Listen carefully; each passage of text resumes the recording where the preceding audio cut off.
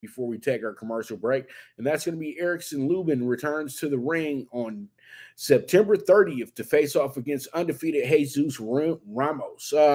Jesus Ramos is a very exciting fighter. He's been doing some crazy things. He's been on a few the last pay-per-views as well too, and he's just been really good. He beat up Cody Crowley, a guy who's a very no, not Cody Crowley, actually Joey Spencer. Joey Spencer was actually the PBC Prospect of the Year back in 2019, 2018, one of those years.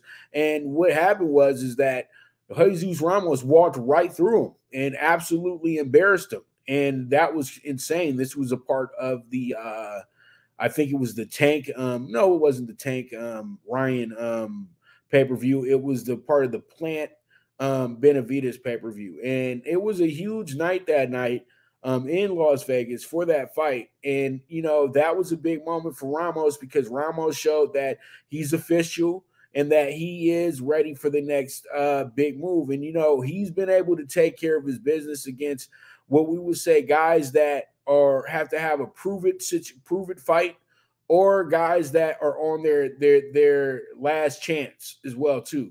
So this is an ultimate step up because this is damn near a title fight, fighting against Erickson Lubin. Erickson Lubin is the definition of pretty much a guy that keeps getting the opportunity, and that opportunity keeps fading away. Because he had the opportunity to get the rematch, to get a fight with Charlo, but he lost to Fundora. He was able to have the opportunity to win a title early in his career and lost to Maul Charlo via knockout, first round, and he was young in his career. Now he goes against a guy that they look at as the guy that's on his way up, ascending to a title fight possibly, while Erickson Lubin's a guy who's pretty much at the crossroads of still being a guy who can crack and possibly win a championship, or a guy who can become a gatekeeper. This is going to be the decision that they make based on the result of the fight. You know what I mean? And I really still feel that Erickson Lubin is a championship caliber fighter. It's just that he fights in a division where the belts are being held up. That's my biggest gripe against the undisputed unified champions. When they win these belts and when they have these fights, what happens is they hold the rest of the division up because usually they get to pick and choose who they're going to fight. The cherry picking begins, and then the sanctioning bodies stay taking the step aside money for their fighters who are ranked to be the immediate opponent for these champions, and it continues the process because then that champion loses, this other guy holds on to the belts, then they have a rematch, that champion either gives those belts back or that champion loses all those belts in their next fight against their tune-up opponent, and then it just becomes a hot potato situation, which it did at 154 a few years ago until Charlo came over there and fixed it and was able to beat Tony Harrison, and then he was able to beat Jason Rosario, and then he was able to beat Brian Castano. So now you have a division that I feel is a bridge division, and Jermell Charlo is going to fight Canelo. They've already made him give up the WBO belt. Now, in the scenario that he beats Canelo, he's never coming back to 154. Let's just go ahead and factor that in. It's not going to happen. So I would say this: Erickson Lubin with a win will possibly put himself in position for that WBC title with a possible rematch with Fundora, or possibly fighting against I'm trying to think of another name at 154 that would be a great fight for Lubin moving forward. Or he could go ahead. I know that Brian Mendoza is going to fight Tim Tszyu for the WBO belt. So I'm thinking to myself, Lubin had already had an eliminator interim situation with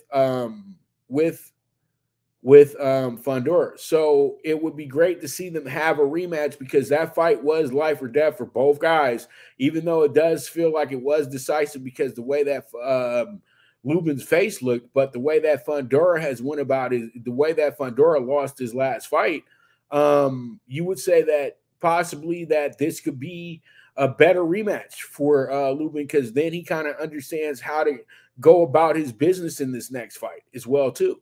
So that will be a possibility for the WBC title. But my whole point is this. I feel like Erickson Lubin will be up for a title if he's able to win this fight.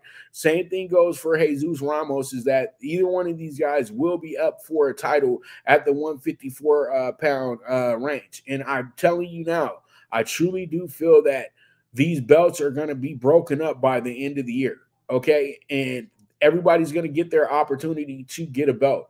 And I'm just going to finish with this. When you have divisions like 154, it's really dumb to be a unified champion or an undisputed champion, because you're always killing yourself to make weight, because you're too heavy to be a welterweight, and you're too light and you're too scared to be a middleweight. So pretty much you find yourself in the middle.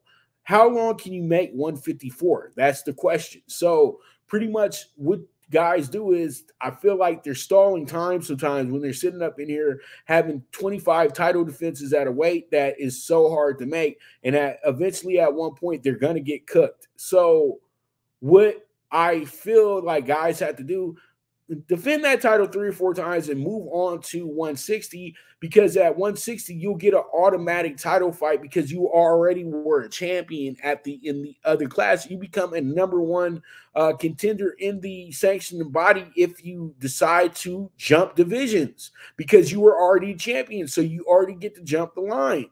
So, you know, there's a lot of things that boxers need to do a little bit better. And I feel like it's all goes back to who's advising these guys and who's directing these guys' careers. But I truly do feel both these guys are capable of being world champions within the next year. And I really do hope that both guys do get their shot after they have this great fight, because they're both championship contenders, period, point blank.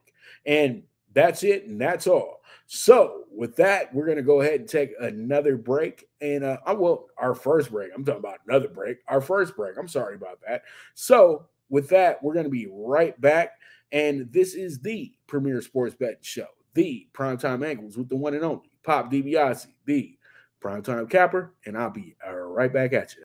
Good News Only Racing Club, led by the legendary Doug O'Neill, the trainer of 2 Kentucky Derby winners, and I'll have another, and Nyquist. Also trained 2-time Breeders' Cup champ Golden Sense, who are just a part of a long list of thoroughbred champions trained by Doug O'Neill. The Good News Only Racing Club has a young core of horses to look out for in Dennis's Celery, Irish Heatwave, and Notre Dame. Just